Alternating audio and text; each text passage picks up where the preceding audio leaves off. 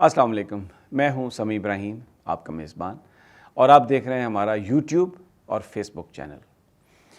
Corps commander Quetta کی شہادت کے بعد فوج میں تبادلوں کا ایک نیا دور شروع ہونے والا ہے، ایک نیا مرحلہ آ رہا ہے۔ تو کون کون ان تبادلوں کی زد میں آ سکتا ہے؟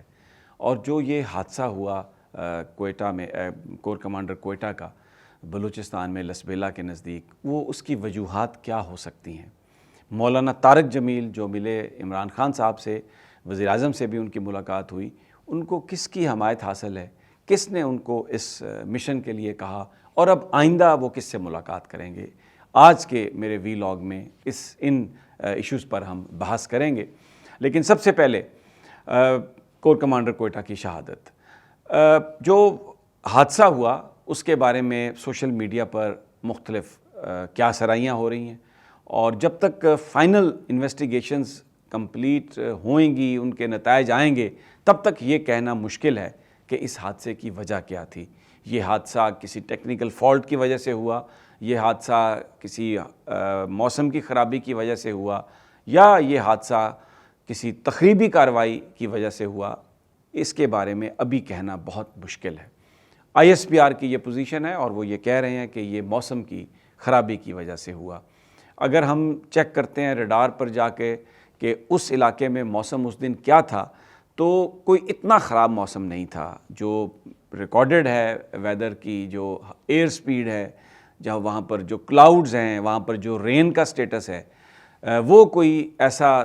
خطرناک یا اتنا زیادہ خراب موسم نہیں تھا جو اس طرح کے کسی حادثے کا باعث بن سکتا ہو۔ اس کا پھر دوسرا اس کا خیال ہے کہ کوئی ٹیکنیکل فالٹ ہوا، اور یہ ٹیکنیکل فالٹ ہو سکتا ہے۔ ہم نے دیکھا کہ جو انڈین چیف آف ڈیفنس تھے بپن راوت، ان کا بھی اسی طرح ہیلی کاپٹر ایک حادثے کا شکار ہوا تھا۔ بہت زیادہ اس کے بارے میں بھی اسپیکولیشن چلتی رہی، لیکن وہ بھی ایک ٹیکنیکل فالٹ اس کا ہوا تھا۔ یہ جو علاقہ ہے سارا، تخریب کاری کی بات اس لیے کی جا رہی ہے کہ یہ جو بلوچستان کا علاقہ ہے، یہ سارا، اس میں انسرجنسی جو ہے وہ دوسرے علاقوں کی نسبت ذرا زیادہ ہے، اور یہ ہیلی کاپٹر لو الٹیٹیوڈ پہ تھا، اور پھر بتایا جاتا ہے کہ 2 ہیلی کاپٹر وہاں سے اڑے تھے اتھل سے، تو ایک ہیلی کاپٹر کراچی پہنچ گیا، دونوں کی منزل مقصود کراچی تھی، لیکن یہ جو ہیلی کاپٹر ہے جس میں وی آئی پی سوار تھے، بدقسمتی سے یہ اس حادثے کا شکار ہوا، اور پاکستان کو اتنا بڑا نقصان اٹھانا پڑا۔ سوگوار ہے پوری قوم۔ آج تقریباً 5:30 بجے راولپنڈی میں آرمی گراؤنڈ میں ان کی نماز جنازہ بھی ہے افسران کی، اور پھر اس کے بعد ان کی میتیں تدفین کے لیے ان کے آبائی گھروں میں بھیج دی جائیں گی۔ ایک اور جو کیا سرائی ہو رہی ہے وہ یہ ہے کہ کیونکہ جو شہادت ہوئی ہے وہ جنرل سرفراز، لیفٹیننٹ جنرل سرفراز کور کمانڈر کوئٹہ تھے، تو ڈیفینیٹلی اب کور کمانڈر کوئٹہ کی تعیناتی ہوئے گی۔ اس میں کوئی کسی نئے آدمی کو بھی لگایا جا سکتا ہے، یا کہیں اور کسی کور سے بھی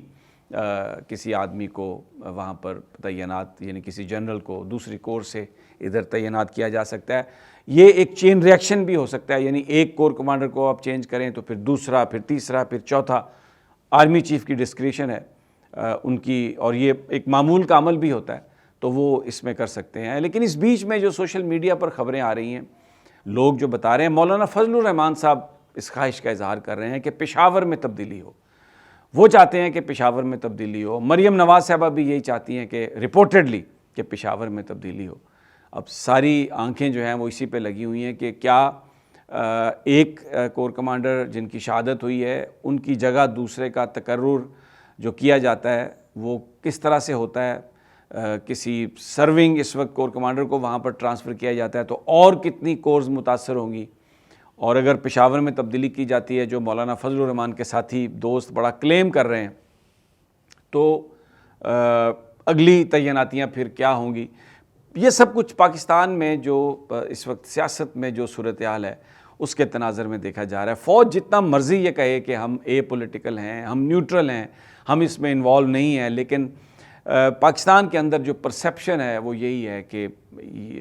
اگر اسٹیبلشمنٹ ساتھ نہ ہو تو یہ جو موجودہ حکومت ہے، جس کے پاس اکثریت اپنی سسٹین کرنا، مینٹین کرنا بہت مشکل ہے، یہ ایک دن بھی سروائیو نہیں کر سکتی۔ تو بڑا یہ آنے والے جو 5-7 دن ہیں اس حوالے سے بڑے کروشل ہوں گے، اور کیا سرائیاں جاری ہیں، اور اب کل پرسوں چوتھ جب یہ کوئی تبادلوں کا عمل اگر ہوتا ہے تو دیکھا جائے گا کہ کیا ہوتا ہے اور کس کی خواہش پوری ہوتی ہے اور کس کی خواہش پوری نہیں ہوتی۔ اب آ جاتے ہیں مولانا طارق جمیل صاحب کے مشن پر۔ پچھلے ویلاگ میں آپ کو بتا چکا ہوں، انہوں نے عمران خان صاحب سے ملاقات کی، اس سے پہلے شہباز شریف صاحب سے ملاقات کی تھی۔ بتایا یہ جاتا ہے کہ مولانا طارق جمیل کو جو اہم شخصیات ہیں، جو طاقتور لوگ ہیں، ان کی حمایت حاصل ہے اور ان کی یہ خواہش ہے کہ کوئی بیچ کا راستہ نکل آئے، اس لیے یہ مشن جو ہے وہ کیا گیا۔ اور یہ بتایا جا رہا ہے کہ اگلے 1-2 دنوں میں ان کی مزید ملاقاتیں ہوئیں گی اور وہ یہ کنونس کرنے کی کوشش کریں گے حکومت کو اور عمران خان صاحب کو کہ وہ کسی نہ کسی صورت بیٹھ کر اگلا جو لائحہ عمل ہے اس کے بارے میں کوئی فیصلہ کر لیں۔ بہرحال آج جو سٹاک مارکیٹ ہے اس میں سچویشن کچھ بہتر ہے، مارکیٹ اوپر گئی ہے، ڈالر کی پرائس میں جو ہے وہ کمی ہوئی ہے، روپے کی قدر میں اضافہ ہوا ہے، 10 روپے تک آج ڈالر جو ہے اس کی قیمت میں کمی ہوئی ہے، جو اس وقت ڈالر جو ہے وہ انٹر بینک میں 229 روپے کا بک رہا ہے اور یہ بہت ہائی 244-40 تک انٹر بینک میں چلا گیا تھا۔ لیکن آگے جا کے کیا ہوتا ہے، ایک سینٹیمنٹ آ رہا ہے کہ شاید ہم بڑھ رہے ہیں الیکشنز کی طرف۔ دوسری جانب جو الیکشن کمیشن آف پاکستان کا جو معاملہ ہے اس میں عمران خان صاحب تو جا رہے ہیں سپریم کورٹ، لیکن جو سامنے آئی ہیں چیزیں اس میں جن لوگوں کو غیر ملکی کہا گیا وہ سارے کے سارے پاکستانی ہیں، کوئی امریکن نژاد پاکستانی ہے، کوئی آسٹریلین نژاد پاکستانی ہے، یعنی مطلب وہ ان کے جو لسٹیں آئی ہیں اس میں آپ یہ دیکھیں کہ جو انہوں نے فنڈنگ کی ہے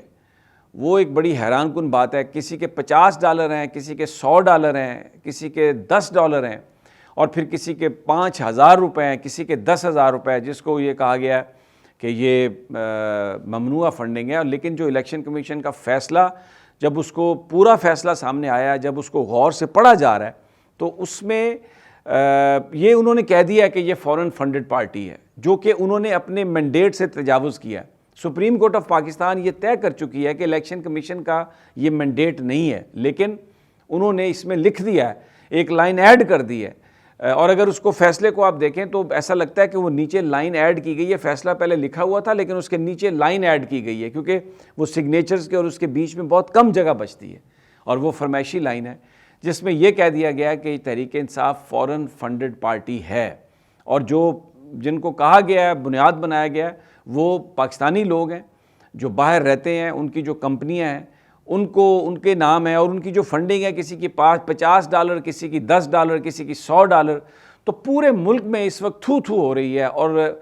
سوشل میڈیا اور اس وقت